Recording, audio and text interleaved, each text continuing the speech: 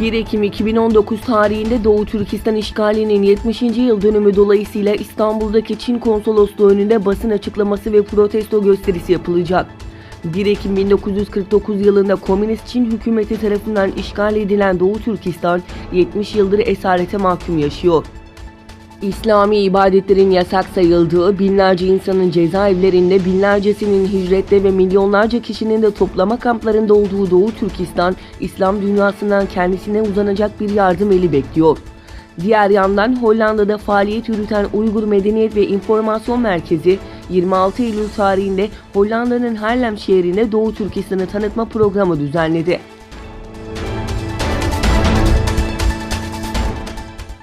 Birleşmiş Milletler üyesi 27 ülke siber dünyada nelerin kurallara uygun, nelerin kurallara aykırı oynandığı konusuna işaret eden ortak bir bildiriye imza attı.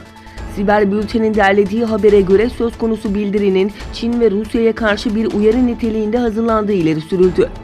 BM Genel Kurulu tartışması öncesinde açıklanan bildiri, ülkelerin uluslararası hukuka uyması gerektiği konusu üzerinde mutabakata varılan bir anlaşma niteliği taşıyor. CNN'in haberine göre devlet destekli bir siber saldırının kapsamına nelerin girdiği konusu değişiklik göstermekle birlikte ABD ve müttefikleri genel olarak belli başlı temel kurallar üzerine hemfikir durumda.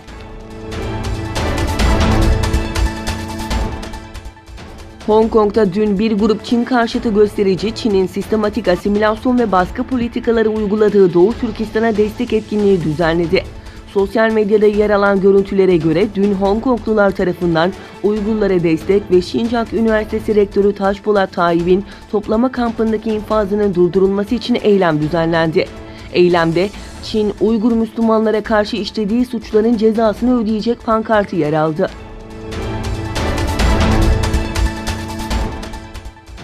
Rusya Dışişleri Bakanı Sergey Lavrov, nükleer savaşın kabul edilemezliği üzerine tüm ülkeleri ortak açıklama yapmaya davet etti.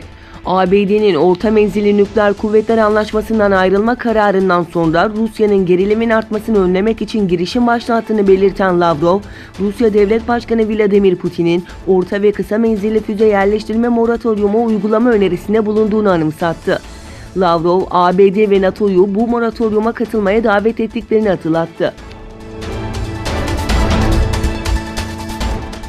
Ege Denizi'nde Koyunadası yakınlarında düzensiz göçmenleri taşıyan botun batması sonucu 5 çocuk 7 kişi yaşamını yitirdi.